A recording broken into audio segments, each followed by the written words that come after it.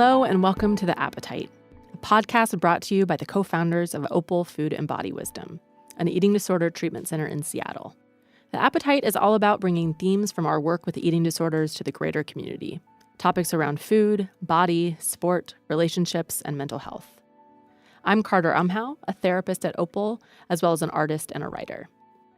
Today, Opal's co-founder and clinical director, Lexi Giblin, and I are sitting down together to have a conversation about something called self-inquiry. Self-inquiry is a key concept within Radically Open Dialectical Behavioral Therapy, or, as you might hear us call it, RODBT or RO. RODBT is a therapeutic treatment modality that was created with over-controlled clients in mind. Whereas most treatment modalities assume that people need help regulating their emotions, RODBT is for those that already have emotional regulation on lockdown and actually might be experiencing emotional loneliness due to too much control and lack of vulnerable expression. Self-inquiry is a process that asks of its participants a willingness to come closer in toward themselves, to a place where they dare to trust that their emotions have something to teach them, and that actually their emotions might be something that winds up connecting them more to other people. Whether or not you identify as being over-controlled, my hope is that this conversation between Lexi and I will have something to offer you.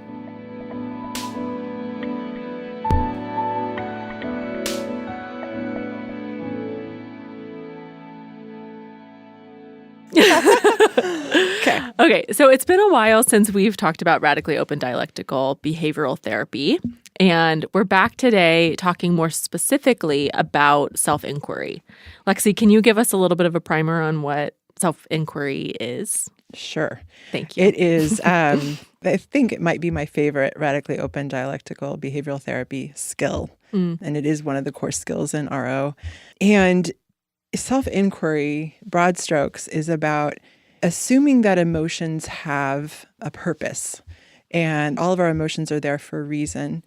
And so if we tune into our emotions and actually move towards them, we might learn a little something about who we are as people and who we are in the world. And it's a radical idea and to a lot of folks, because a lot of what we try to do as human beings is avoid difficult emotion, figure out different ways to decrease depression, decrease anxiety, decrease distress of all sorts. And self-inquiry doesn't have an agenda around reduction of any particular emotion. Self-inquiry is more about seeking growth rather than correcting any deficits or correcting a problem. So it's about moving towards your discomfort and dysregulation in order to learn and grow. So as a refresher for people that maybe haven't heard of this or haven't known too much about RODBT, that all feels really significant to kind of put into the context of the over-controlled temperament. That a lot of therapies are built around the assumption that people need help regulating their emotions. Yeah. But actually plenty of people are doing fine, right? Yeah. And actually maybe need some more space in their life to explore and let some of that emotion out. Right. So over-control, the temperament of over-control, it's a lot about controlling emotion. And when over-control gets out of control and to the point where you're inhibiting emotion significantly, inhibiting expression of emotion, but also avoiding your own emotions, your own emotional world and your own kind of landscape of your experience of the world, kind of an interest in kind of flatlining, just more of a wanting there to be or an interest in having more of a numb experience or just a flat experience of life and not the ups and downs that most humans actually experience. Yeah, probably a lot of people are seeking some sort of stability to make sure that their life stays in place. Right, and predictability. I want, you're on the over-controlled side, it feels good to know maybe what you might be feeling later in the day or have a sense of control over your experience. So if you're of that temperament, then you might not have a tendency to lean into your emotional experience as much and therefore miss out on learning because here, our emotions have so much to tell us and there's so much to learn from taking a look at them. And of course, the other, it's so painful to move towards our difficult emotions. So this is brave work to intentionally move towards difficulty in order to learn. It's a painful journey, and the truth hurts, right? Yeah. It's something we say in RO is the truth hurts, but there's learning for us in the truth. Yeah. And I was just imagining that maybe a lot of people that have listened to our podcast before are getting used to maybe a good bit of vulnerability, and maybe are seeking that and seeking some sort of learning. So can you tell us a little bit about like what it is about self-inquiry in particular that builds structure around that process? Yeah.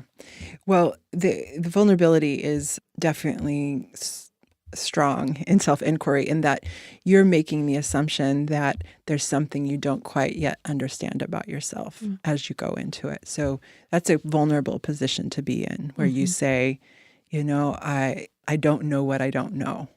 There's a lot for me to learn, and I don't know where this might take me. So there's a vulnerability in letting go of assumptions and kind of going on a path of atypical questioning of your emotional experience. So it's quite vulnerable, and we do in RO, we do recommend short practices of self-inquiry, more like 3 to 5 minutes of self-inquiry, because we want it to be a place that you would want to return to. So if you kind of live in a self-inquiry mode, that's going to be a rough life. So we often, we'll say going into something, feeling it, letting yourself learn about it, and then moving on with your day or moving on with your experience, and then maybe coming back to another self-inquiry at another time, but not like visiting the cemetery, not living there. So that structure in itself, I think, helps to create some boundary around the amount of vulnerability, or at least the length of time you'll be experiencing it in a self-inquiry process. Yeah. Yeah. I feel like that makes so much sense to me. And then I also, for me personally, I feel like I love going and just digging and digging and digging. Yeah. And it's not necessarily that I wind up dysregulated very often. I would actually say that that's pretty rare. But it's like I'm just wanting to understand and wanting to seek out more information. So part of me, when I've learned about self-inquiry before, I've been curious about the journaling process, actually. Yeah. You've talked about having a self-inquiry journal, and I've obviously talked about writing a good bit too, but I'd love for you to share a little bit about how that works. Well, you sound like a great fit for self-inquiry, as I already know, because it's this inquiry process. It's questioning your experience, and then moving through. Once you come to some learning, then you often ask another question, and then you learn something else, and then that takes you somewhere else. So it's a process of, it's kind of a, dare I say, a lifestyle. Yeah. It can kind of feel like it's going to be an approach to life, or your emotional experience of life. Yeah. So while the practices are short in RO, you can certainly do longer ones. And we certainly have done that, where you just get going and stay in it for a while. But the journal, self-inquiry journal, if you get interested in doing this, is, I have a journal that I keep, and I'll write down questions that I'm exploring, and then maybe I'll go back to those questions later and notice how they link up with the new self-inquiry that I'm doing. And then it just takes me through this kind of this time and space. I have a couple of years of questions now. Whoa, like a whole web of understanding yourself. It's pretty wild. Yeah. And then you'll notice all the themes and the... Interesting. Yeah, so it's not a 3 to 5 minute short, it's a more of an ongoing kind of experience, potentially, right? Yeah. If you want it to be, if it feels like something that's right for you. Yeah. So we talked about doing one live. So lay it down for us. Okay. What are we going to do? Okay. So just a couple things about self-inquiry. One is that in self-inquiry, we notice our resistance and then go down an atypical path of questioning in our experience. And we're suspicious of quick answers, and we don't assume that there is a right or wrong answer. So it's about finding a good question that will point us towards the learning rather than there being an answer. So you might be coming into a process of self-inquiry with a really intense emotion or wondering about yourself, and it's kind of asking you to go more deeply into the unknowing rather than actually figure it out. Yeah. Yeah, right. It kind of opens like it devil's up advocate even here. further, right? Yeah. And that's been something that's hard for, over-controlled temperament. You don't necessarily get a yes or no. It's just this, okay, this is where the learning might be. And yeah, so the goal is self-discovery and learning, and not in trying to change emotions. So you're just kind of letting your emotional experience happen and notice what happens as you go. Another way of thinking about it is seeking our shadow, or the parts of self we might not wish to acknowledge, and a willingness to go where you don't want to go. And it would be, I think a lot of times people think, I will do this. And they do a more of an intellectual process of self-inquiry, just thinking through the emotional experience. And self-inquiry is actually an experiential process. It's not just an intellectual understanding. It's actually the process of the feeling of emotions and thinking about the emotions. You're observing your emotions. Feelings. Yeah. Not as thoughts. Yeah. Yeah. Right.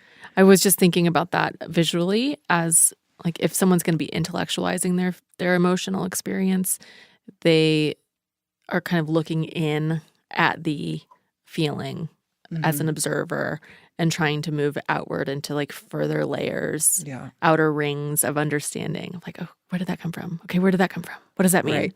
Rather than being on the outside and then like walking down into it a little bit more. Exactly. Right. So that you're more, when you're in self-inquiry, you're letting your emotions guide you. Certainly cognition's on board, but your emotions are kind of leading you rather than there being a strong cognitive guide. And then when we do self-inquiry, so Carter and I are going to do an example of self-inquiry here, and Carter's going to move me through an experience of self-inquiry. And Carter's job is to not regulate my emotion, try to regulate my emotions or soothe me or validate me, because Carter in self-inquiry is assuming that there's growth to be had in this for me. So she's interested in supporting my growth, and therefore will do her best to try not to validate or soothe or pull me away from the dysregulation. And this is really hard. I know, that's so different from normal conversation. Right. Like, oh, Lexi, how are you doing? Horrible. Tell me exactly what, let's go more into it. Yeah, right. Rather than no. It's definitely counterintuitive when you're in it and someone's in a lot of pain, because they're, if the person's going into their pain and feeling the pain of not having it all sorted out. And if as you'll care about the person as they're experiencing it, it's very hard to not come up with an answer or soothe or validate in some way. Yeah. So just know as a listener that is intentional, right? That Carter's taking this posture in the interest of my growth. Without the assumption that you need to be taken care of. Yeah, there you go, right? Yeah. Yeah, I like that. Yeah. Yeah. Right. So she's assuming I've got strength and I'm not fragile and I don't need to be moved away from difficult emotions, that I can handle it. Your emotions aren't going to kill you. Nope. And they've got something to tell me, maybe. Yep. So, okay. So that's and then there are some questions that are typical when we go through self-inquiry in pairs around regulation, and what we use the term edge a lot, which is where the known meets the unknown, where, you come up against something and you all of a sudden don't really understand it. That you hit that edge of the unknown, look kind of over and see that you don't yet have it all figured out. And so we'll talk about the edge a lot in self-inquiry. And then at the end, the goal is, of course, learning. So then it's about trying to figure out what is the learning, which is hard in the midst of all of this, to figure out what the next learning is, or what the question would be that would take you back to the learning. So that's the short version of what we'll experience together here. Yeah. What a beautiful thing to step into, like a line of questioning of yourself without any awareness of what the answer is. I mean, and that sounds like maybe a simple statement of what we're talking about, but there's such a giving over of control, even in doing it with another person. You know, obviously, if you're doing it in your journal, maybe that's a different experience too, but actually allowing other people to be in it with you and ask questions and draw you deeper in. Yeah. You're really handing over the Yeah, control. right? I do feel that. You probably wouldn't have gone there yet. Yeah. Well, I think we should do it. Okay, so I'll start by just providing a little bit of context of what I will do some self-inquiry about here. And this is something I just noticed happened to me. I noticed a lot of emotion last week about this, and I just set it aside. And then here I am. So I was out on a bike ride last week, and I went over this. I was riding my bike over this small little walking bridge over by the Arboretum. And there was a sign that said bikes dismount. And I saw the sign, saw the small bridge, and then looked and saw that there weren't any, there was no foot traffic or any oncoming traffic. So I said, I had no need to dismount when no one's around. And then I got to the end of, closer to the end of the bridge, and a runner came around the corner and saw me and kind of slammed his hand against the bike's dismount sign on the other side. And I quickly jumped down and walked, and he yelled something at me. And I was out on this really beautiful day, pleasant ride. And then all of a sudden I just found myself feeling a lot. I kind of got shaken out of my kind of peaceful afternoon. Yeah. And it felt like bigger than what made sense for the situation. So it got me curious about what that was all about. So where do you find yourself feeling most dysregulated in the story? I think the feeling of of that I had right after when he slammed the sign, and the feeling I have is like that I did something really wrong. I did something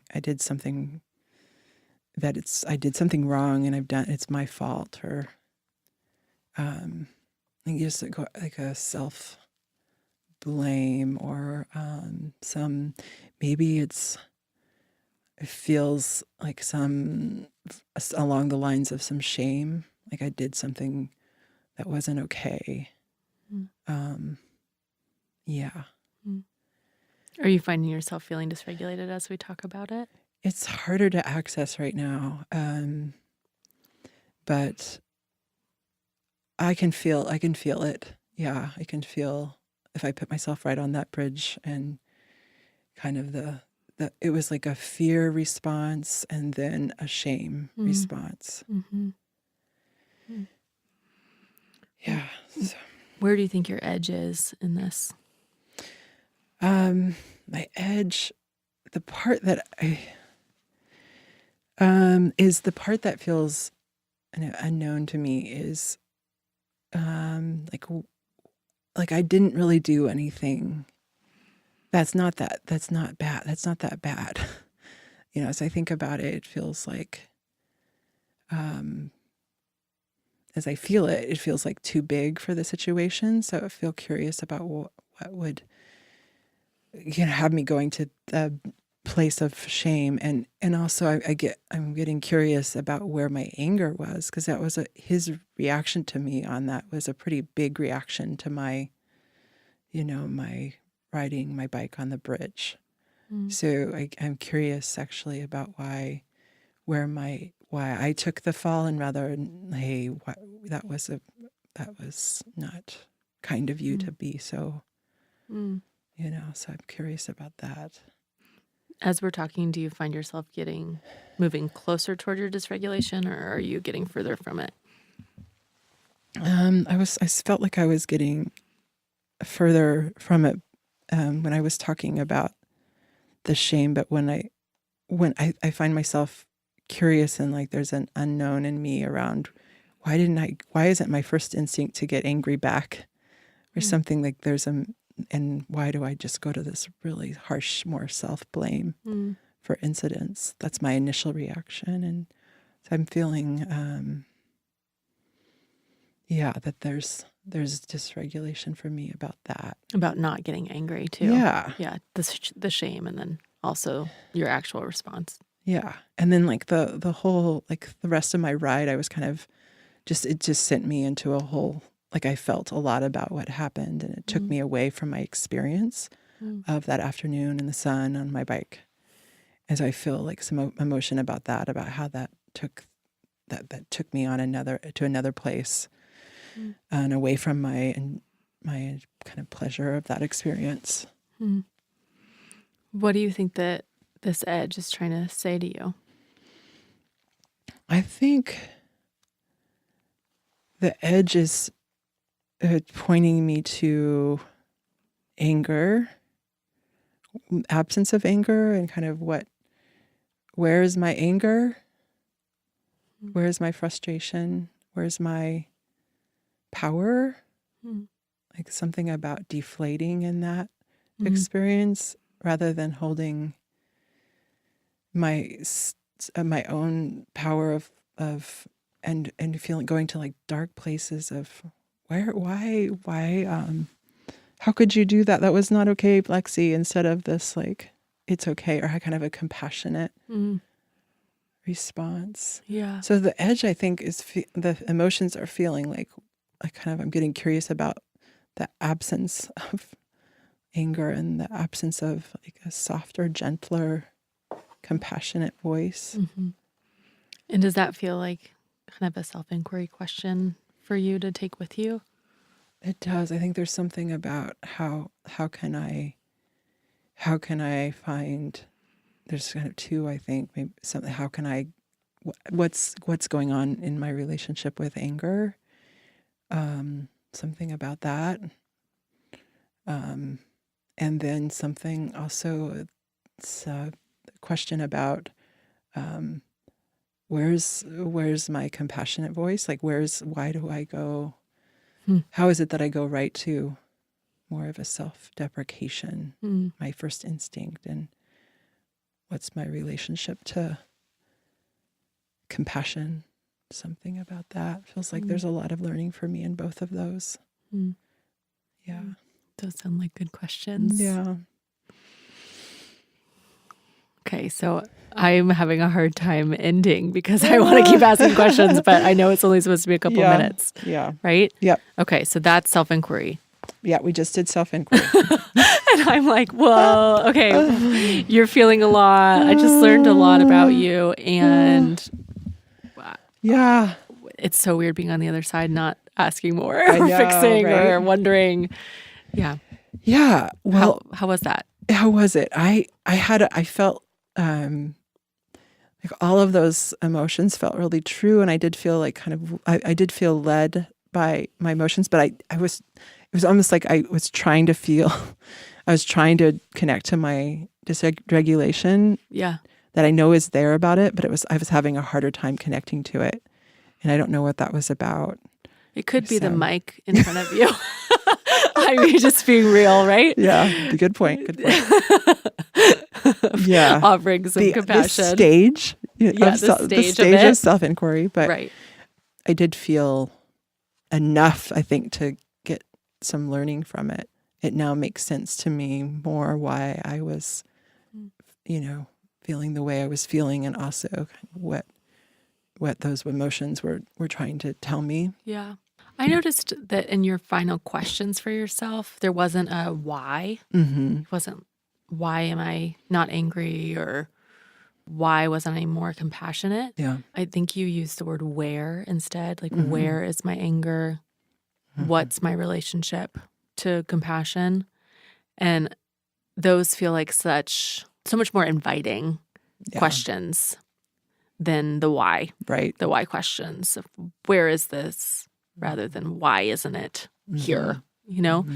And so I don't know. I find myself also feeling like I'm more in a place of compassion with you around those questions and not in an intellectual place because of the power of just more of an open-handed Language. question. Yeah. Yeah. So it really speaks to what you were saying initially about self-inquiry not being about an answer. Yeah. I think that it kind of serves as an example, too, of just maybe places where we don't need to figure ourselves out, but can maybe just wonder Yeah. and offer ourselves compassion or curiosity instead. Right. And that's, I think I started to use a why question in there, and oh, nope. Corrected a little bit. Because the why questions tend to lead us to a kind of a yes or no, like more of a definite stance. And like you're saying, it kind of creates more of an open-handed wondering versus a search for a clear answer. Mm-hmm. So what was your experience like, Carter? Well, like I said, it definitely was hard not to add more.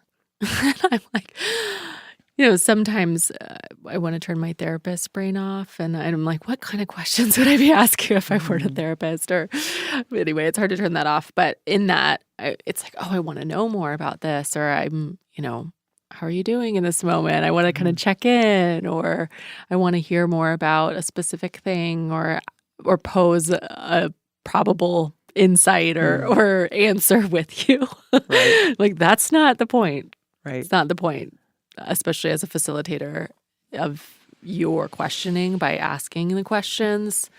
It feels more like I get to bear witness to something, and yet I have the active role of asking questions. Okay, it feels a little bit tempting. Yeah, it's more of a walking alongside, even though you might have all these questions and have I know when I listen to people doing self-inquiry, I want to understand the roots of it. Like how is this connecting up with previous experiences? That's the one question that I often have a hard time not wanting to kind of have it more of an insight, like deeper insight kind of approach versus just letting those emotions be there and see what they might be saying about the here and now, which may or may not be related to our past. Right. Yeah. That actually reminds me somewhat randomly of this idea called authentic movement. Have you ever heard of that before? It is actually like a dance movement therapy modality that Carl Jung created. Oh, cool. And the idea is that you're in pairs and one person goes off and just moves authentically, free form. And the second person is meant to just sit back, maybe on the outskirt of the room, and just bear witness to the other person. Oh, I love that. Yeah. Really amazing. And you're supposed to, as a witness, just offer attention and offer non-judgmental acceptance of whatever they're doing. And then you come back to your pair afterward, and there are no questions that are really meant to be asked except for, I noticed this, what was happening. More observation. Yeah, observations, no interpretation. Right. And I think I found myself feeling a little bit like that with the self-inquiry process of you kind of going off and moving and dancing around in your own thoughts and just bearing witness to that instead. Yeah, that's a beautiful way to think. It sounds very similar in that you're letting the person kind of just be in their experience and serving as more of an observer. Right. And I think a lot of times the questions that we ask, there's an agenda often in our questions as therapists or just in life, and that sometimes can get in the way of the person's authentic experience, right? There's often suggestions or assumptions that are being made within questions. Yeah. So I love the idea of just letting it play out, but it's hard as an observer. It is. If you're seeing someone go through through the muck of some pain and just letting them be in that. Yeah. It really shifts the paradigm around what we're supposed to do with our emotions. I mean, like we were just talking about at the beginning, that this isn't about fixing something. It's instead assuming that there's something to learn. Yeah. And I think oftentimes we immediately go, oh, learning, knowledge. Let me intellectualize that. Yeah. Let me figure that out then. Right. Rather than learning through experience, learning through something that's even a little bit more nonverbal. Even though this is a verbal process, you're allowing yourself to enter into more and more of an emotionally dysregulated space. Mm-hmm. So you're kind of getting into a territory that's not about knowledge anymore. It's just about, okay, what was my experience? What's there? Yeah. What is this? What is this? And it brings you closer in for the sake of being closer in. Yeah. That's it. Yeah. Right. It's like it's having a emotional experience of your cognitions almost. Like you're just letting yourself feel and back and forth and you get closer into the learning. Yeah. Yeah. I think that it feels really powerful to be talking about this in this way because I think that there's something familiar in some of the stuff that I've been thinking through and sorting through in my own life lately around bringing my emotions to people without controlling them. I think that I tend to intellectualize myself and my thoughts and what's happening and trying to anticipate what other people are feeling and then reacting and responding to that. That's all made up. And maybe I'm right, but also what does that do in terms of me getting close or me being known, right? So there's something I think that's really resonating with me as we're talking about self-inquiry in particular, because the point is not that you like fix yourself or that you like sort it all out in life. Yeah. In life, the point I think would be more to get close to yourself or to others. Get close to yourself and others. And a lot of times getting close to ourselves allows us to get closer to others. Right. Exactly. And getting closer to others helps us to get closer to ourselves. Right. And we don't have to like know everything first before we get close. Right. The vulnerability is in not pre-planning and impression management zone, you know. I'm going to out myself about some thoughts or feelings I'm having about my self-inquiry. Yes, please. Which is it will take me down another self-inquiry path if I do some self-inquiry later this week. But I'm having thoughts of like feelings of like I didn't do it. It wasn't quite right. Oh. I have like a critical thought and voice in an emotion around that wasn't quite the way I wanted, or I didn't go, I couldn't, it was harder for me to access the emotion. So I'm having this whole voice come up around it. So this is a moment of what happens in self-inquiry when you start doing self-inquiry, more self-inquiry comes because you notice that your reaction to that self-inquiry brings emotion. Yeah. And then away you go, all the way down to wherever your emotions take you in your life.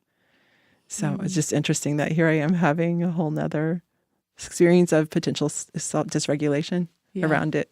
Yeah. And just letting that be. I know. I want to offer you your own questions from your first self-inquiry as a response. Yeah. Right? Yeah. Oh, that's interesting. Yeah. Compassion. Where's your anger around your response? Yeah. Right. To not being compassionate as well. Yeah. Right. Oh, boy. Oh, boy. Oh, boy.